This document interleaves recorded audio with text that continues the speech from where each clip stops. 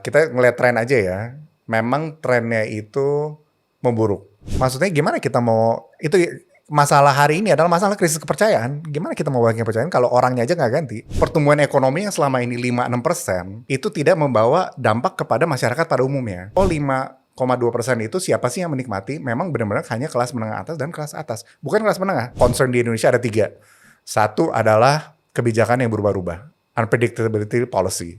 Kedua adalah masalah institusi. Institusinya baik apa enggak, tata kelolanya baik apa enggak. Dan itu dia spesifiknya ngomong 2, MBG sama Danantara. Yang ketiga dia baru ngomongin fiskal. Artinya apa? Artinya 2 dari 3 masalah itu nggak ada hubungannya sama angka sama sekali. Pada intinya Indonesia ini memang menghadapi krisis kepercayaan. Iya kan? Jadi kepercayaan ekonomi naik, tapi kok kita masih susah, jadi ada krisis kepercayaan itu. Paling gampang adalah mengganti mayoritas kabinet sebenarnya, terutama yang urusan ekonomi ya.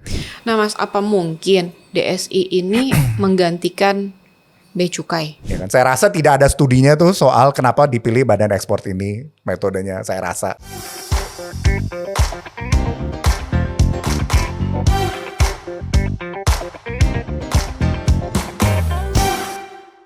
Assalamualaikum warahmatullahi wabarakatuh. Jumpa lagi di podcast jurnalistik bersama saya Dila Hantika. Kawan, inilah seperti kita ketahui ya bahwa pada saat ini, hari ini juga dolar ini harganya masih tinggi.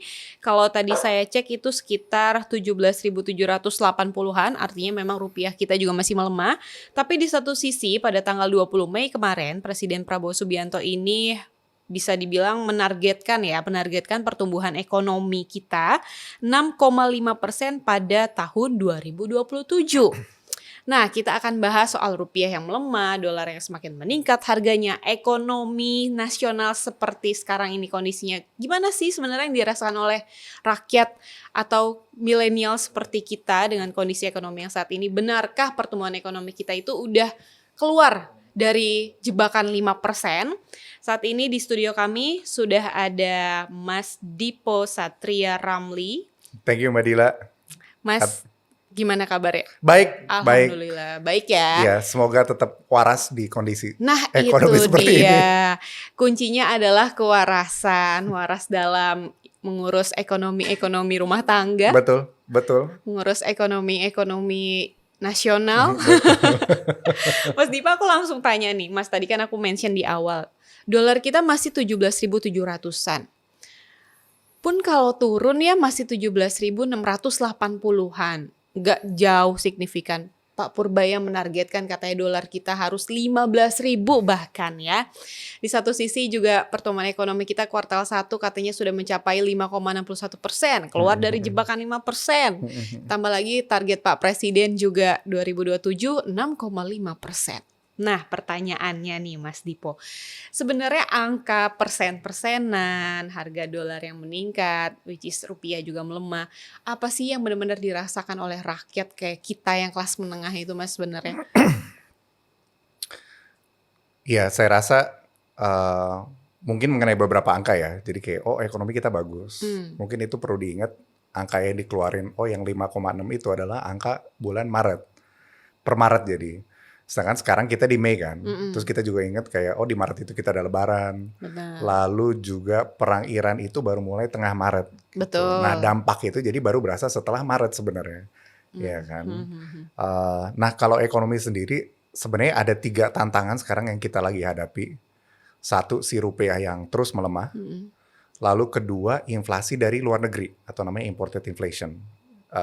Maksudnya gini, jadi lalu yang ketiga, sebenarnya masalah fiskal, hutangnya udah terlalu banyak. Nah, yang imported inflation itu saya mau jelasin sedikit. Jadi kan harga minyak naik ya, $100 sempat ramai $100 ya kan. Walaupun pemerintah sudah menahan BBM subsidi, ya kan, tetapi perlu diingat penggunaan minyak itu hanya 60% untuk transportasi. Sedangkan masih ada 40% lain untuk barang-barang lain gitu. Jadi walaupun yang BBM subsidi ditahan dan itu udah bener ya langkahnya, ya kan si inflasi itu tetap masuk lewat jalur-jalur lain itu. Jadi kayak kalau kita lihat kayak barang-barang petrokimia atau plastik atau segala itu yang udah naik. Nah, terlepas angka-angka makro, kadang-kadang kita ngomongin makro aja ya Mbak. Wah, tumbuh, ekonomi tumbuh, ini segala. Tetapi kalau di masyarakat sendiri saya rasa di bulan Mei ini memang udah mulai lebih menantang dibandingkan bulan-bulan sebelumnya. Menantang banget. Iya, jadi kayak saya ada teman beberapa misalnya kayak di pasar lah, beberapa di pasar itu harga udah naik. Yang pasti biasa itu minyak goreng lah, biasanya Iya. 21.000 sekarang 25.000. Tetapi juga barang-barang yang import, ya kan, karena dia import, ya kan, yang beli pakai dolar. Jadi misalnya terigu itu udah naik, gandum udah naik, tempe udah naik, dan bahan-bahan mesin seperti kayak suku cadang motor itu udah naik. Jadi sebenarnya apa ya, walaupun ekonomi membaik, kita perlu berhati-hati tadi ya, si rupiah yang melemah, inflasi dari luar negeri, sama ada masalah fiskal lah, hutang gitu. Dan mungkin ini sedikit berbeda ya sama 98. Kalau 98 tuh Iya. bisa kayak 4.000 langsung ke 16.000 gitu. Kalau yang kali ini memang kita perlahan gitu Mbak. Pelan-pelan. Pelan-pelan, jadi bulan ini berat, bulan depan kok sedikit lebih mahal ya barang-barang, ke bulan depan lebih mahal lagi ya gitu. Jadi karena kita udah lebih banyak instrumen nih sekarang dari sektor keuangan yang bisa menahan gejolak-gejolak itu. Tetapi di lapangan ya kan itu tetap akan dirasakan oleh semua gitu. Tadi kan kalau misalnya kita bicara soal pertumbuhan ekonomi itu kuartal 1 itu 5,61%. Artinya kan pertumbuhan ekonominya tinggi gitu ya Mas ya. Nah sebenarnya salah satu indikator kalau memang pertumbuhan ekonomi tinggi, apa sih hal yang paling banget dirasakan oleh rakyat kalau emang benar-benar pertumbuhan ekonomi itu udah tinggi gitu. Sementara kan yang kita rasakan tadi yang Mas Dipo bilang, di pasar harga naik, kalau misalnya kita ngomongin suku cadang motor juga sudah naik gitu kan. Jadi sebenarnya indikasinya tuh apa sih untuk rakyat kalau memang pertumbuhan kita tuh benar-benar naik gitu? Iya. Jadi ini memang ada disconnect ya. Kayak di lain sisi mungkin pemerintah juga kurang jujur ya mengenai situasi saat ini. Ya kan di satu sisi ekonomi baik-baik, tetapi kok orang-orang selalu bilang kok makin susah ya, makin mahal ya. Makin mahal. Ya kan terus lapangan pekerjaan juga lagi sulit gitu. Jadi begitu banyak masalah yang dirasakan di lapangan. Artinya apa? Artinya pertumbuhan ekonomi yang selama ini 5-6% itu tidak membawa dampak kepada masyarakat pada umumnya. Gitu. Nah, kalau kita ngomongin triwulan 1 secara spesifik. Jadi pertama, triwulan 1 itu lumayan digenjot sama belanja pemerintah memang. Jadi dia belanja pemerintah dia naik terutama buat MBG, lalu juga THR karena lagi lebaran kan. Nah, dia juga ada peningkatan PMTB namanya itu semacam investasi lah. Itu buat Kopdes, Koperasi Merah Putih. Jadi ada 3 itu. Nah, tapi kalau kita lihat ada item namanya konsumsi rumah tangga. Nah, ini yang benar-benar related sama masyarakat pada umumnya. Jadi PDB itu setengah 50% dari PDB sebenarnya adalah konsumsi rumah tangga. Nah, si konsumsi rumah tangga ini juga naik. Dia naik 5,2% di triwulan 1. Tapi kalau dilihat lagi detailnya, ya kan, ini siapa sih yang benar-benar naik? Itu sebenarnya hanya kelas menengah atas dan kelas atas gitu. Nah, ini adalah masalah struktur ekonomi kita memang, Mbak. Jadi ekonomi kita tuh kayak gelas anggur gitu. Jadi orang kayanya banyak, orang kelas menengahnya sangat sedikit, ya kan. Lalu orang miskinnya banyak, ya kan. Jadi kelas menengahnya terhimpit ya, dan itu turun terus kelas menengah. Jadi sebagai contoh, kelas menengah itu dalam 5 tahun terakhir ya, itu banyak yang turun kelas dia. Jadi dia kelas menengah jadi calon kelas menengah namanya. Calon kelas menengah. Iya, inspiring middle class. Itu ada 11 juta orang. Ya kan, dan tren itu, dan ini bukan hanya di periode ini obviously karena periode sebelumnya juga, tetapi masalah ini berlanjut. Jadi kalau kita lihat data lagi, 5,2% itu siapa sih yang menikmati? Memang benar-benar hanya kelas menengah atas dan kelas atas, bukan kelas menengah. Karena itu tadi ya strukturnya tadi orang kaya, ya kan, kelas menengahnya sangat sempit, lalu orang miskinnya sangat banyak gitu. Si kelas menengah ini yang kelas menengah atas specifically, dia yang ngedrive konsumsi rumah tangga ke 5% itu. Gitu. Jadi kalau ditanya, kok kita ekonomi naik nggak berasa ya? Karena bukan kita yang merasakan. Karena bukan kita yang merasakan gitu. Sebenarnya ada yang merasakan, tetapi itu bukan kelas menengah yang pada umumnya atau kelas apalagi yang miskin gitu, Mbak. Berarti memang ekonomi kita tumbuh, tapi dirasakan oleh kelas-kelas menengah atas dan kelas atas. Betul. Dan itu by data aja ya, maksudnya ini bukan politik propaganda ya, maksudnya memang by data aja. Tapi gitu. kan memang iya, memang data yang dirasakan kan juga seperti itu. Betul. Kan banyak sekali pada saat yang Pak Purbaya bilang ekonomi kita tumbuh 5,61%, kan banyak yang berteriak, Mas. Betul. Apanya yang tumbuh gitu loh ya kan. Sementara ya tadi ayam naik, minyak naik gitu kan. ya agak sulit ya. Situasi kayak gini tuh memang sudah ada kepentingan asing atau kepentingan oligarki, itu kalau pandangan Mas Dipo itu gimana? Saya rasa tidak ya. Jadi kan kita banyak masalah nih Mbak. Kayak emang kita harus pilih satu persatu ya. Jadi misalnya kita ngomongin, jadi mungkin yang pertama yang kategori besarnya sektor keuangan dan sektor real ya. Jadi sektor real tuh yang pabrik dan pasar dan segala. Sektor keuangan tuh ada misalnya pasar modal, ya kan, sama ada surat hutang. Kalau yang pasar modal mungkin iya mungkin nggak, karena memang pasar modal itu sebenarnya cukup kecil sih, relatif lah. Ya apa sih kalau kata Pak Presiden, yang main saham dikit lah, bukan orang desa gitu kan. Dan itu ada benernya, ya kan intinya memang yang pasar modal mungkin bisa ya manipulasi. Tetapi kalau yang masalah surat utang, saya rasa itu tidak. Jadi surat utang itu dan ini cukup berbahaya ya. Jadi misalnya surat utang ini adalah hutang yang dimiliki negara dan perusahaan dan lain-lain. Nah, pemeringkat rating agency itu seperti Moody's dan Fitch, mereka sudah memberikan warning. Kenapa sih pemeringkat surat utang ini lebih berbahaya? Karena kalau ada kenaikan bunga di biaya pinjaman pemerintah, semua biaya akan naik, ya kan? Jadi misalnya pemerintah sekarang minjem di 6,7%. Kalau dia minjem di 6,9, semuanya naik. Jadi Mbak KPR naik, kartu kredit naik, kredit usaha naik, dan semuanya naik gitu. Jadi si surat utang ini berbahaya. Dan itu sebenarnya tidak rentan dimanipulasi oligarki dan segala, karena memang yang membeli surat utang itu berbeda. Kalau pasar saham tuh kan orang suka naik turun. Iya.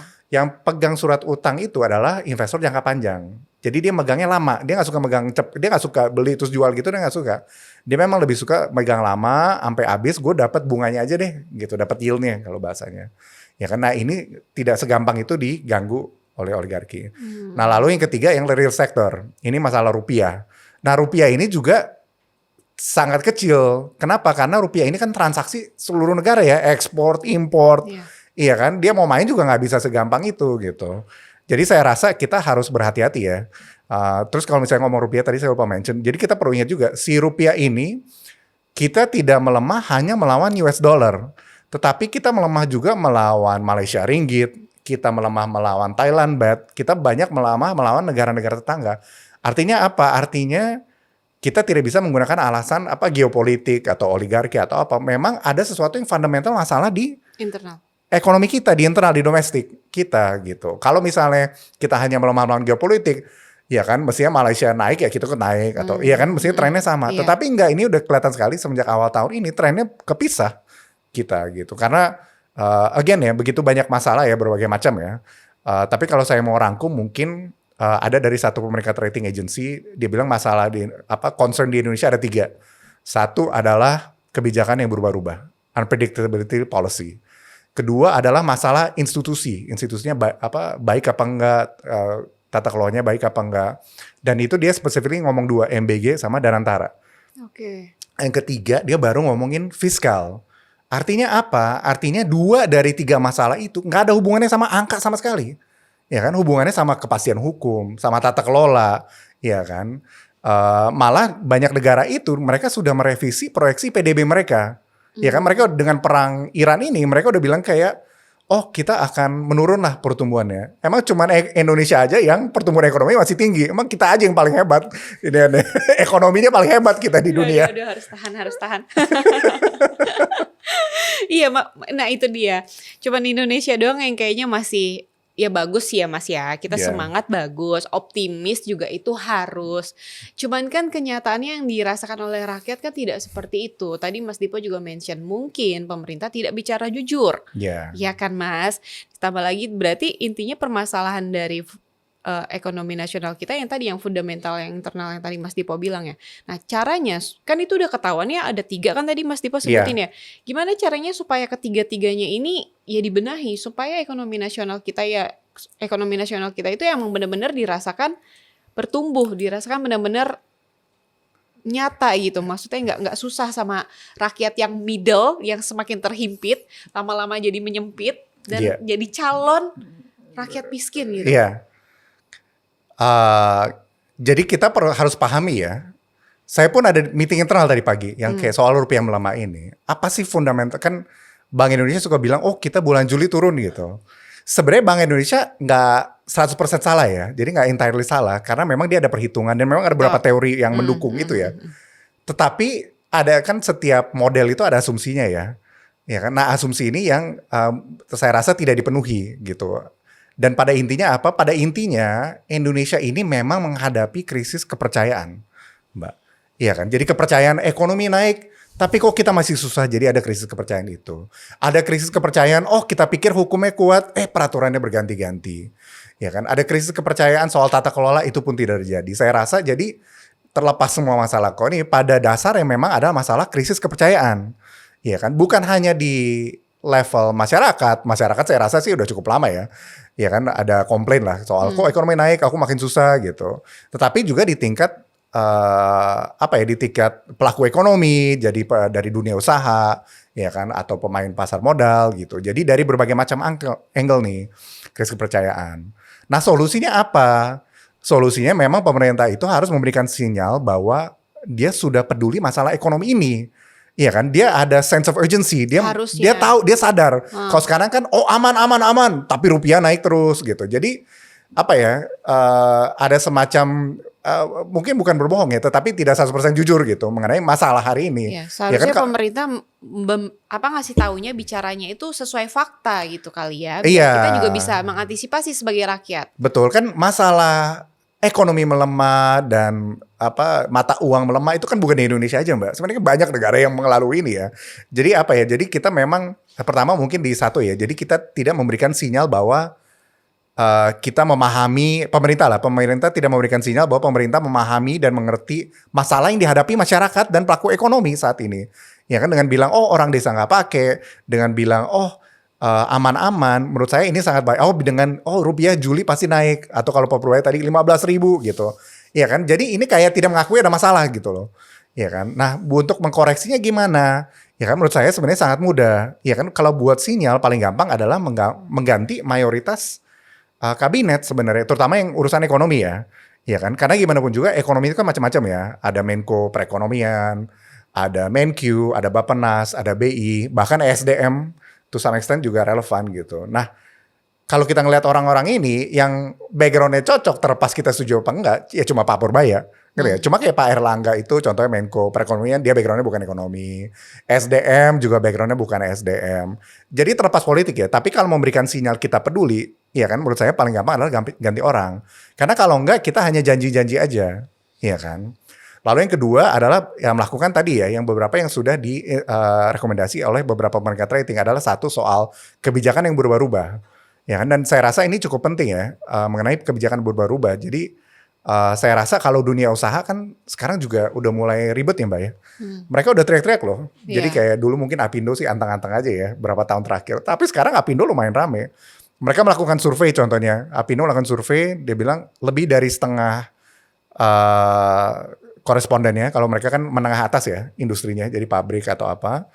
Mereka bilang mereka nggak mau ekspansi tahun ini. Ya kan, karena melihat ketidakpastian geopolitik, tapi juga melihat ketidakpastian lokal, domestik gitu. Artinya apa? Artinya lapangan pekerjaan akan sangat-sangat sulit tahun ini. Jujur aja, orang-orang yang baru lulus kuliah tahun ini akan sangat sulit mendapatkan kerjaan. Karena hal-hal itu ya, malah bahkan beberapa sudah prediksi PHK akan banyak terjadi. Ya kan, terutama di industri-industri yang padat karya ya. Jadi kayak tekstil, terus di plastik, otomotif, elektronik gitu. Jadi PHK pun ada kemungkinan akan terjadi gitu. Nah, jadi balik lagi ya tadi, apa yang bisa lakukan? Jadi satu, untuk harus ada memberikan sinyal itu dengan mengganti kabinet. Kedua adalah mengkoreksi institusi-institusi itu, ya kan. Jadi misalnya tadi ya, kan udah spesifik tuh dibilang MBG sama Danantara. Intinya apa? Keterbukaan informasinya sedikit. Jadi mereka tidak transparan dan mereka tidak accountability-tasnya tidak terlalu tinggi gitu. Dan itu kan sebenarnya gampang ya. Again, jadi untuk solusinya itu sebenarnya 2 dari 3 nggak ada hubungannya sama angka sama sekali. Hubungannya sama hukum, hubungannya sama tata kelola, hubungannya sama mungkin komunikasi yang lebih baik gitu. Itu sih Mbak. Jadi kalau melihat Betul. Nah, kalau misalnya tadi pemerintah kan bilang tekanan terhadap rupiah itu banyak dipengaruhi faktor global. Berarti itu enggak ya, karena cenderung ke internal. Karena pada dasarnya tadi Mas Dipo juga bilang nggak cuma Indonesia kok yang mata uangnya melemah, tapi semuanya. Solusinya juga tadi udah disampaikan sama Mas Dipa. Nah, Tapi di satu sisi juga untuk meningkatkan apa ya bahasanya, untuk meningkatkan pemasukan dan untuk mensejahterakan rakyat. Dalilnya kan selalu mensejahterakan rakyat. Dan Antara kan membuka ini baru Mas yang namanya DSI. Dan Antara Sumber Daya Indonesia ya. Nah, Oh udah hafal loh namanya. menurut Mas Dipo tepat nggak sih Mas itu? Jadi di presiden kali ini saya selalu reviewnya ada 3 tuh Mbak. Jadi 1 visi, kedua itu strategi. Strategi itu ada kebijakan, ada prosedur, lalu ketiga ada personal. Jadi kalau kita evaluasi ini mengenai program ekspor ya, limitasi ekspor ini, mungkin secara visi saya rasa semua orang Indonesia sih akan setuju ya. Ya kan, saya sangat yakin tidak ada orang Indonesia yang menolak pasal 33. Ya kan, seluruh kekayaan alam untuk kemakmuran rakyat itu saya rasa tidak ada. Yang menjadi masalah mungkin di level kedua nih sekarang. Kebijakannya dan prosedurnya itu sangat tidak jelas. Iya kan, dan itu terlihat sekali bahwa itu belum matang, banyak sekali bolongnya, walaupun sudah diumumkan ya. Sebagai contoh saya rasa ya, jadi kita ngomong spesifik soal badan ekspor ini. Jadi yang pertama adalah masalah geopolitik. Iya kan, Pak Erlangga sudah bilang semua negara ini akan berlaku untuk semua negara kecuali Amerika. Ya kan? Di saat geopolitik seperti ini dan perang di Timur Tengah, saya rasa kurang bijak kita memilih posisi. Ya kan, masa ini semua negara kena kecuali Amerika gitu. Ya kan, maksudnya kita nggak harus pro Cina atau pro Amerika, kita harus non blok gitu. Saya rasa ini sangat menimbulkan apa ya? Dan itu terlihat sekali ketika itu kan diumumkan hari Selasa ya, biasanya Selasa awal minggu lah. Ya kan, Pak Erlangga tuh baru ngomong akhir minggu. Artinya apa? Artinya sebelumnya nggak kepikiran tuh soal masalah geopolitik itu. Lalu kedua, ya kan, again saya rasa semua orang Indonesia akan mendukung pasal 33. Tetapi yang masalah ada sekarang adalah masalah timing. Iya kan, dan sebenarnya cukup banyak negara yang memang melakukan pengetatan, Mbak. Jadi saya ingat misalnya di Cina dulu, dia sempat melakukan capital control, ya kan, pengetatan kapital. Tetapi itu dilakukan ketika memang investasinya lagi tinggi. Jadi investor masuk, FDI tinggi, jadi lagi rame-ramenya. Nah dia ketatin. Nah Indonesia ini melakukan pengetatan ekspor ini di saat ekonomi kita sedang gonjang-ganjing. Iya. Rupiah lagi melemah, ada imported inflation. Dan berbagai macam. Jadi saya rasa pengetatan ini dilakukan timingnya kurang pas gitu. Karena dunia usaha lagi kelimpungan. Lalu yang ketiga adalah mengenai prosedur itu sendiri. Iya kan, atau pricing lah. Jadi mungkin yang pertama ini masih belum clear saya sampai hari ini. Apakah ini badan ekspor atau BUMN ekspor. Ya kan, maksudnya apa? Maksudnya apakah dia hanya pass through, apakah cuma misalnya barang-barangnya lewat aja. Atau mereka dikelola mereka trader. Jadi mereka nentuin harga beli, nentuin harga jual, mereka ngambil fee itu nggak jelas. Karena memang betul, kita ngelihat pengalaman BPPC yang Pak Tommy dulu, iya kan, untuk cengkeh, itu petani dia tekan habis harganya, karena dia yang nentuin harga kan. Kan petani nggak bisa nego kan, sama BUMN itu nggak bisa nego, ya kan ditekan aja semua, dia ngambil untung, manajemen nggak profesional dan segala. Lalu yang keempat, ini jadi masalahnya banyak gitu. Lalu yang keempat adalah mengenai kepastian dunia usaha itu sendiri ya. Jadi si badan ekspor ini bilang kita mau menahan batu bara, sawit sama ferroalloy. Tapi 3 bulan lagi kita mau lihat ada komoditas lain nggak ya yang bisa masuk. Itu kan artinya 3 bulan lagi semuanya deg-degan kan. Ya kan? Siapa lagi nih yang akan Siapa masuk? lagi nih yang kena nih gitu. Bahkan saya ada beberapa temen yang kayak ini jangan-jangan setelah 3 bulan bukan Minerba aja nih. Kita juga kena nih apa yang petani kapas lah apalah gitu. Pokoknya semuanya bisa Petani jadi kopi, kena. kopi kan kita ekspor banyak kan. Ya kan jangan-jangan nih petani kopi kena juga nih gitu. Jadi apa ya, pemerintah ini tidak memerintah gitu. Ya kan di kasus ini dibilang kita 3 tapi mungkin 3 lagi ya gitu. Nah lalu yang terakhir yang penting sekali menurut saya ini kembali lagi ke poin yang kita diskusikan adalah si badan DSI ya. DSI ini adalah di bawah Danantara. Sedangkan Danantara sendiri transparansinya dan accountability-nya sangat-sangat rendah. Itu dia nggak mau buka laporan keuangan, dia nggak mau buka strateginya seperti apa, malah sepertinya disclosure-nya lebih rendah dibandingin BUMN dulu. Struktur BUMN kan dulu ceritanya Danantara ini biar lebih leluasa, biar lebih profesional dan segala. Malah saya rasa kalau kita ngeliat dari luar, dia makin ketutup gitu. Dan ini kan masalah kepercayaan pasar ya. Dan again, kalau kita memang mau profesional, ya kita harus berlaku profesional gitu. Nggak bisa main taruh orang bule aja dianggap akan profesional gitu. Justru masalahnya adalah di holdingnya itu sendiri, di Danantara gitu. Karena kan ini masalah kepercayaan pasar kan. Sebagai contohnya, misalnya saya biasa ekspor gitu ya, batu bara. Terus saya punya customer nih, saya udah ngirim ke dia nih 20 tahun. Tiba-tiba sekarang di tengah ada DSI ini. Ya kan, apakah DSI ini lebih baik untuk industri apa enggak? Ya kita perlu tahu. Tapi yang pasti sekarang, karena tadi ya poin-poin itu tadi, saya rasa cukup challenging sih buat dunia usaha menerima itu gitu. Nah Mas, apa mungkin DSI ini menggantikan bea cukai?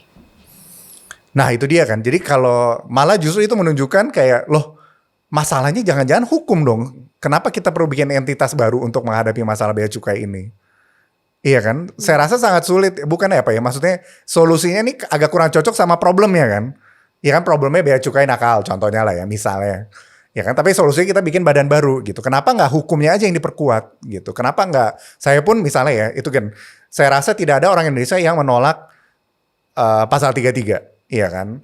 Tetapi masalahnya adalah eksekusinya ini sangat-sangat lemah gitu. Kalau saya misalnya saya mau jalanin, saya pasti undang cipta kerja dulu, saya sikat dulu. Karena kan masalah ini banyak terjadi karena undang-undang cipta kerja kan. Iya kan, masalah SDA yang mismanage, legalitas dan segala itu sebenarnya terjadi karena undang-undang cipta kerja. Kalau saya pasti saya tuntut dulu sih undang-undang cipta sebelum mengkoreksi ini gitu. Jadi ini masalah, again, karena kan kita perlu menunjukkan kita hukumnya kuat ya. Iya kan, jadi kita nggak bisa masalahnya apa, kita berikan solusi apa gitu Mbak. Tapi kan kalau misal tujuannya dari pemerintah untuk membentuk DSI ini kan supaya untuk menutup kebocoran dan memastikan negara mendapat keuntungan yang lebih besar. Iya, kan gini, jadi kalau untuk kebocoran kan tadi ya masalahnya di bea cukai. Kan sebenarnya sama aja kan.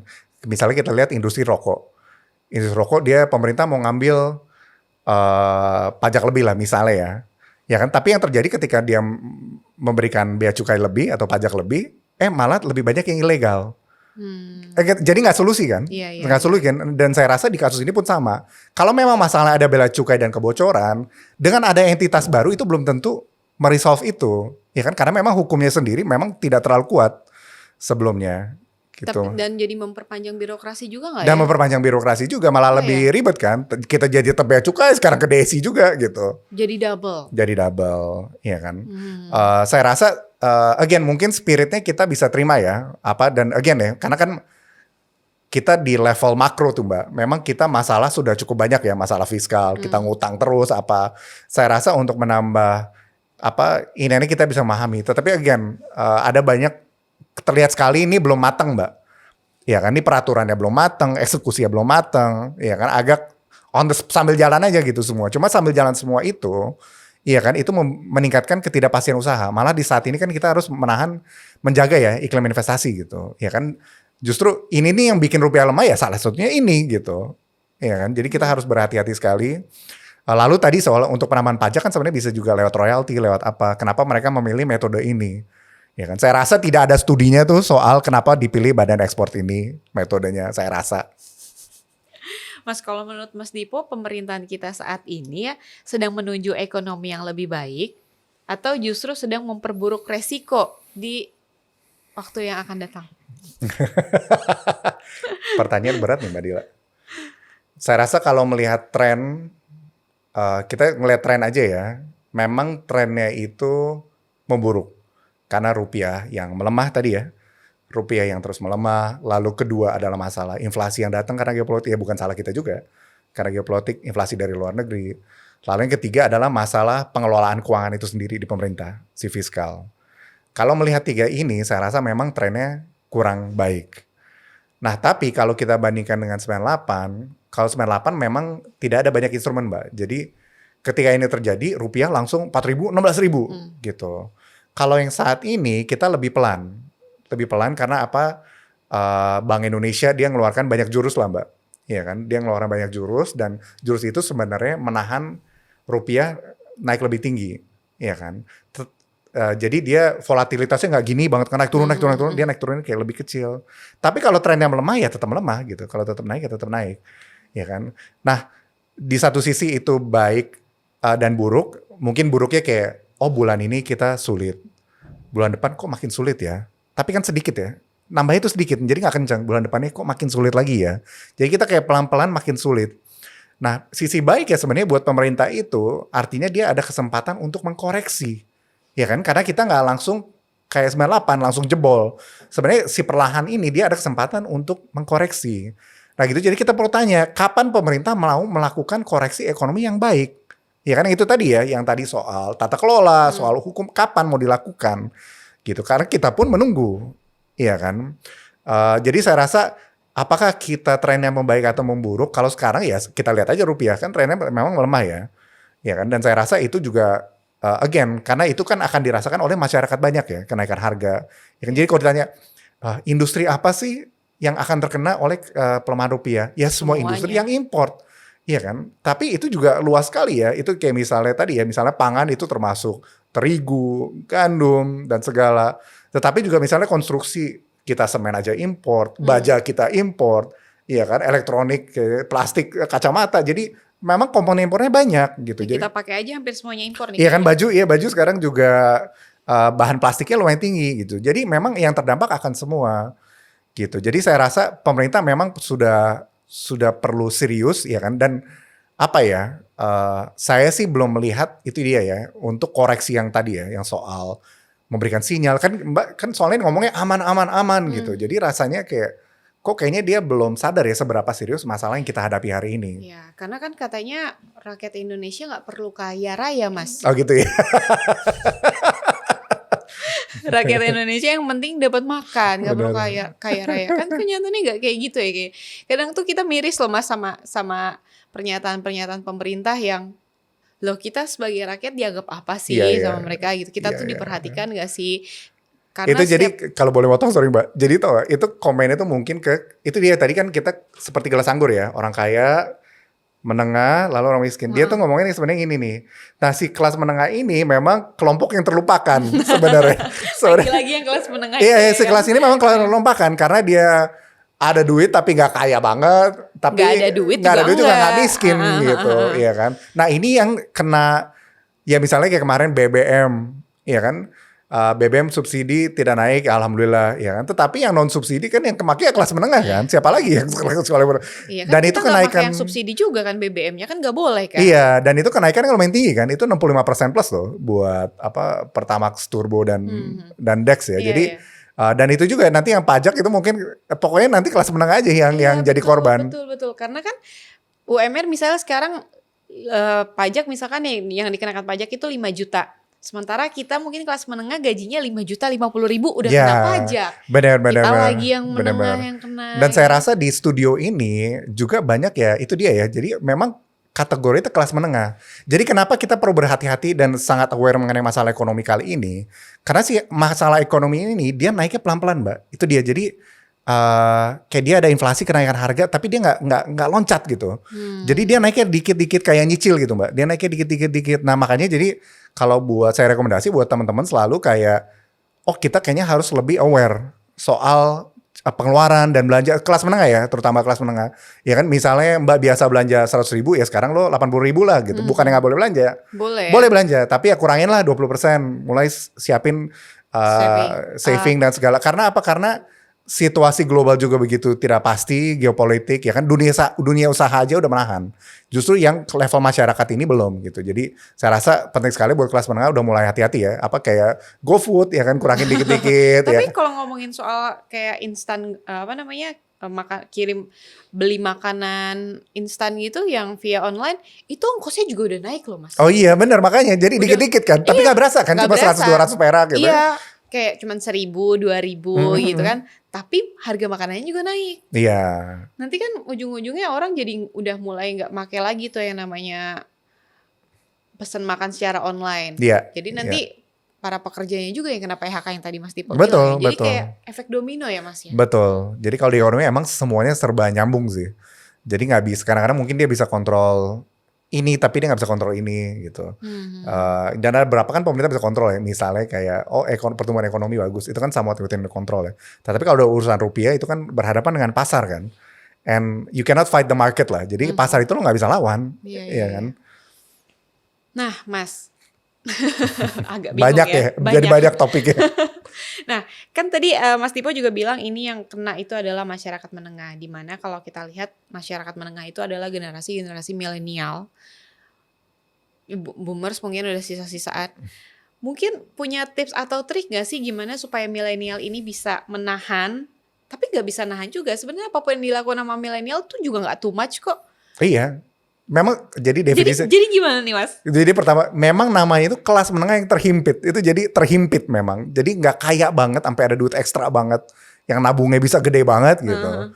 Iya kan? Tapi nggak miskin banget juga. Jadi memang definisinya tuh terhimpit gitu Mbak. Iya kan? Jadi Masyarakat menengah terhimpit. iya memang terhimpit memang. Nah kalau yang bisa dilakukan, kalau saran saya jadi pertama ya. Jadi yang pertama itu dia soal spending, memang belanja lah harus dikurangin. Jadi misalnya biasa 100.000 jadilah 80.000. Aduh susah. Kurangin 20% kalau bisa. Kedua, hindari atau haramkan hutang-hutang saya rasa. Saya rasa saya mengerti ya, mungkin kelas menengah mau punya mobil, punya rumah, tapi now is not the time. Iya kan? Paling nggak tunggu berapa bulan kita lihat lah.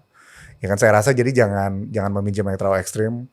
Lalu ketiga, kalau saya perbanyak cash atau cash equivalent ya. Jadi maksudnya kalau misalnya saya punya motor 4 tapi saya cuma pakai 1 sehari-hari, ya jual lah sisanya gitu. Jadi kurangin aset juga ya. Jadi lebih banyak pegang cash.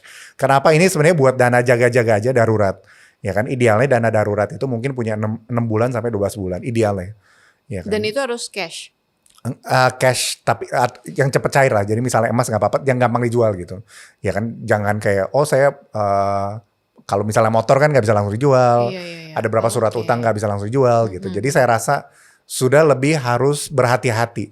Ya kan, bukan berarti ada krisis, bukan berarti ada apa, tetapi kita suasananya harus seperti kata Pak Purbaya sebelumnya, kita harus mode bertahan. Iya kan, jadi kita memang survival mode. APBN gitu. kita juga survival mode. Oh, iya dong, betul. Jadi kitanya juga harus survival mode. Iya, dunia usaha. Jadi pemerintah udah mulai survival mode, si dunia usaha udah, saatnya mungkin masyarakat udah paling nggak pelan-pelan lah. Berarti Mas, kalau misalnya jujur nih Mas Dipo ke rakyat, hari ini kita lebih banyak alasan untuk optimis atau lebih banyak alasan untuk waspada? Waspada ya. Kayaknya kalau pemerintah dibilang aman-aman, ya mungkin dia kerjaan dia juga ya, bilang aman-aman. Dia nggak mau ada panik lah, intinya. Saya memahami ya. Iya, Hal itu ya. mungkin di satu sisi iya, tapi kan sebenarnya kalau misalnya dari pemerintah juga memberikan informasi yang jelas, Betul. yang benar, kita kan juga jadinya survival mode yang tadi Mas Dipo Betul, bilang. betul. Ini kan kalau pemerintah bilang aman, tenang, 15.000, 15.000, kan kita jadi ya mungkin nyantai di awal, tapi nanti kemudian harinya kita juga kan yang Betul. Dan gak diurusin juga nggak nanti. diurusin, iya. Iya lagi. Misalnya Mbak Diana turun ke calon kelas menengah gitu, nggak diurusin juga Iya gitu sama pemerintah. Nggak akan dilihat juga Betul, kan. betul. Jadi udah Iya. survival mode. Saya rasa jadi gini sih, kalau saya rasa pokoknya kalau buat masyarakat pada umumnya memang sudah waktunya kita waspada, berhati-hati, ya kan, spending dijaga, ya kan. Memang ada ketidakjujuran lah di pemerintah dari cara berkomunikasi ya, mengenai apa yang kita hadapi. Bukan berarti kita dekat krisis, bukan berarti rupiah bakal 25.000, bukan berarti itu, ya kan. Tetapi itu dia, kita memang pelan-pelan itu ada bagus ada minus ya. Artinya bisa koreksi juga kan karena dia pelan. Ya kan, tapi di lain sisi kalau pemerintah nggak ngapa-ngapain ya nggak ngapa-ngapain gitu. Jadi ya kan, ini jadi masalah optimis apa sebenarnya tergantung apa pemerintah mau melakukan reformasi serius terhadap ekonomi gitu. Pemerintahan kita melihat situasi ekonomi nasional itu tuh seperti apa? Apakah emang benar-benar kita aman-aman aja makanya nggak peduli rupiah tetap melemah karena mungkin punya plan lain, atau memang ya pemerintah tidak memperhatikan ya nggak apa-apa rupiah melemah kan yang nggak dirasakan oleh kelas menengah atas dan kelas atas. Betul. Saya rasa kalau pemerintah paling nggak dari gaya komunikasi ya, terlepas aslinya gimana, saya rasa memang fokusnya hanya di makro. Jadi satu di makro, jadi dia sangat concern soal pendapat pajak, hutang dan segala. Lalu kedua memang di level miskin tadi. Ya makanya jadi ada berapa program sosial ya, MBG dan apa segala. Tetapi kalau saya melihatnya gini sih Mbak, memang selalu ada 3 layer itu kalau saya analisa. Jadi ada visi, strategi, personel. Mungkin visinya oke, dia mau ke 15.000, ya kan? Tapi strategi atau kebijakannya salah, apalagi personelnya gitu. Jadi selalu ada masalah eksekusi, gitu. Itu yang saya lihat. Oh, jadi mungkin pucuk pimpinannya udah benar, tapi tim eksekusinya ini yang belum benar. Saya rasa itu betul. Saya itu betul sekali. Makanya tadi Mas Dipo juga menyarankan untuk mengganti itu orang-orang yang dirasa kurang. Iya, saya rasa buat berikan sinyal ya. Maksudnya gimana kita mau, itu masalah hari ini adalah masalah krisis kepercayaan. Gimana kita mau bangun kepercayaan kalau orangnya aja nggak ganti? Terlepas politik ya, maksudnya ini saya ngomongin benar-benar tim ekonomi aja ya, jadi bukan tim yang lain-lain. Saya rasa itu penting sekali sih. Ya kan, dan again, jadi karena pemerintah juga terkadang dilihat makro, oh ekonomi baik, itu dia nggak terlalu memperhatikan konsumsi rumah tangga yang menengah bawah.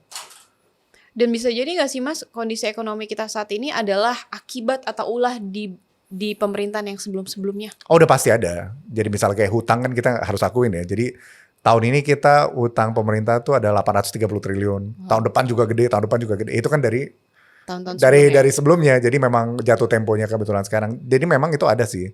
Tapi saya rasa itu hanya excuse gitu. Pemerintah sebenarnya bisa melakukan banyak hal sih, Mbak.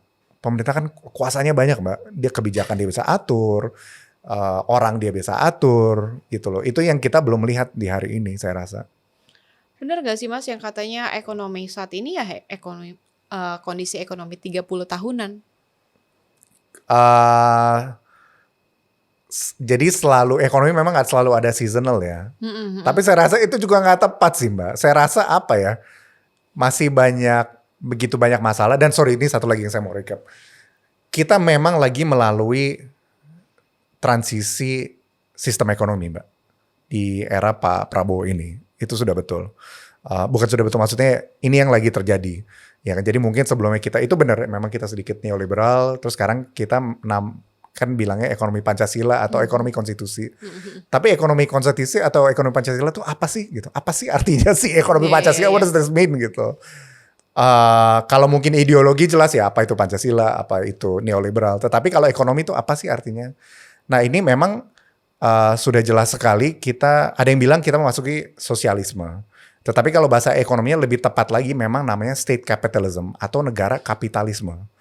Nah si negara kapitalisme ini dia percaya bahwa negara itu lebih baik mendistribusikan kekayaan dibandingin swasta.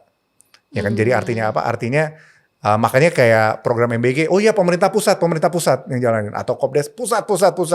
Ya kan, pemerintah daerahnya dikurangin karena dia merasa, oh kita yang lebih jago nih mendistribusikan ekonomi ke daerah gitu ya. Nah jangan salah ya, si state capitalism ini memang bisa berhasil. Ya kan, dan banyak negara yang mungkin orang tahu adalah misalnya contohnya Cina, ya kan, kalau Cina itu dia state capitalism, jadi BUMN berperan besar, BUMN itu 40% dari ekonominya. Tetapi Jepang dan Korea itu juga sebenarnya state capitalism, tetapi mereka menggunakan kebijakan dan hukum untuk mengatur, gitu. Jadi nggak berperan langsung, dia swasta yang bermain, tapi hukum dan kebijakannya pasti. Nah, dan again kayak misalnya pas Cina dia lagi jalan, itu bahkan banyak peraih Nobel ekonomi, mereka bilang ini nggak jalan. Ya kan? Jadi saya merasa kalau pemerintah bilang, oh ya banyak yang nggak suka, itu saya rasa ada benernya juga. Tetapi again untuk menjalankan ekonomi apapun, terlepas kita setuju nggak setuju, ada syaratnya Mbak. Syaratnya ada 3 untuk menjalankan negara kapitalisme yang baik. 1 adalah tidak ada korupsi. Kedua, kebijakan harus baik, ya kan, harus berpihak kebijakannya. Lalu ketiga, pejabatnya pun harus handal, teknokrat, ya kan, profesional. Nah ini 3-tiganya saya rasa kita belum kuat, gitu. Kalau kita nggak kuat, kita akhirnya jadi apa? Kita jadi Venezuela, ya kan. Dan itu juga pun state capitalism, gitu. Jadi saya rasa, saya kemarin ada diskusi gitu sama beberapa kan sempat ramai ya, yang soal Kadin Cina, ya kan. Itu menarik ya, karena Cina gimana pun juga mereka lumayan fleksibel sih sebenarnya sebagai investor ya. Jadi mereka kirim surat ke Kadin. Ternyata yang kirim surat ke Kadin itu bukan yang pertama. Yang Kadin Cina itu kirim. Itu tetapi surat kelima. Gitu. Artinya apa? Nah kita diskusinya itu, mereka nggak nanya saya soal ekonomi segala. Dia nanya, Indonesia nih state capitalism yang mana? Negara kapitalisme yang mana? Kita aliran si Cina kah? Aliran Chile kah? Aliran apa? Nah itu jadi saya rasa memang ada unsur, Pak Prabowo pernah bilang ketika di interview di Bloomberg, the market does not understand me. Pasar itu tidak memahami saya. Ya kan? Dan saya rasa itu ada benarnya, ya kan? Karena memang kita lagi transisi dan kita pun nggak tahu batasnya di mana. Ya kan? Kita nggak tahu batasnya di mana. Sebagai contoh, sorry satu lagi nih. Jadi misalnya saya pengusaha, ini bukannya pro batubara ya, tapi misalnya saya pengusaha batubara. Kita ada biaya resmi ya, jadi kita bayar royalti, kita bayar pajak.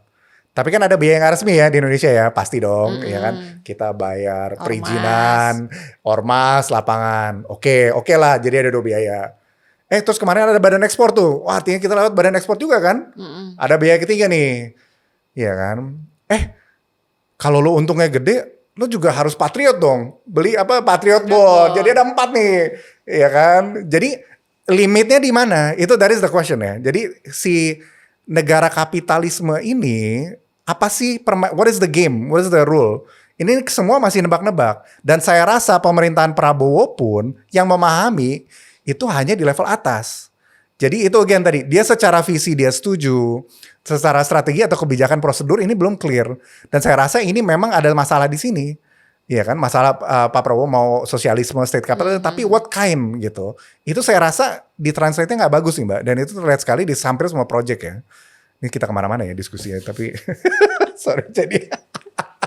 Tapi saya rasa itu penting ya, karena pemerintahan Prabowo mungkin tidak pernah bilang kita negara kapitalisme atau kita sosialisme. Tetapi dengan tidak bilang, saya rasa itu yang bikin pelaku ekonomi itu bingung.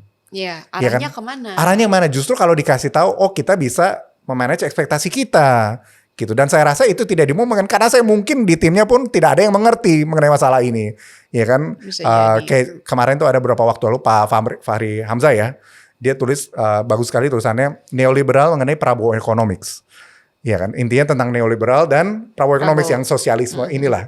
Kalau saya lebih bertanya, kenapa bukan tim ekonominya yang segitu banyak orang, kenapa tidak ada satupun yang bisa menuliskan hal itu? Jangan-jangan mereka nggak ngerti, itu menurut saya. Gitu Mbak Diana. Ya, tapi saya setuju sih. Kita itu sekarang rakyat Indonesia itu kalau dilihat kondisinya sekarang itu diibaratkan dengan gelas anggur. Jadi semakin besar juga yang di atasnya, yang menengah itu yang semakin mengkerucut dan akhirnya melebar ke masyarakat miskin. Ya jangan sampai masyarakat miskinnya semakin banyak sih, itu jangan sampai Betul. sih. Dan tadi setuju juga saran dari Mas Dipo. Ada 3 tadi ya. Visinya, terus abis itu strategi dan abis personal. itu personalnya. Ya harus diubah yang personalnya itu harus mau berubah supaya ya ekonominya emang beneran berubah gitu kan. Ya agak susah sih Mas ya, kita selalu berharap lah intinya kalau yang kayak gini-gini kan nggak. Apalagi kalau bukan berharap, sebagai rakyat kita cuma bisa berharap dan mungkin kalau untuk Mas Dipo orang yang paham memberitahu. Ya kan Mas? Iya. Jadi jangan, pemerintah juga nggak boleh anti kritik dong, nggak Iya boleh dong. tutup telinga, nggak boleh tutup mata dong, harus mendengar juga kan, karena kan pelayan masyarakat. Betul. Ya Mas Dipo, semoga ekonomi kita bisa lebih baik. Pertumbuhan ekonomi kita di tahun 2027 adalah 6,5% itu dirasakan oleh semua rakyat, nggak cuma kalangan atas atau menengah atas. Tapi kalangan menengah dan juga kalangan bawah juga merasakan itu. Dan doanya semoga dolar kita bisa mencapai Rp15.000. Kita akan ngebayangin, wow kalau dolar kita Rp15.000, mungkin kita sejahtera kali ya Mas ya. Mungkin ya, masih banyak PR lah kita. Masih banyak PR ya. Tapi agak susah menuju ke sana gitu ya Mas. Oke Mas Dipo, terima kasih atas waktunya. Semoga tadi saran-saran dari Mas Dipo dan diskusi kita hari ini bisa didengar oleh pemerintah dan juga bisa menjadi pembelajaran buat kita semua dan ekonomi kita semakin baik ke depannya ya. Oke kawan, inilah itu tadi obrolan kita dan sampai jumpa di podcast jurnalistik selanjutnya. Saya Dila Hantika pamit undur diri. Wassalamualaikum warahmatullahi wabarakatuh.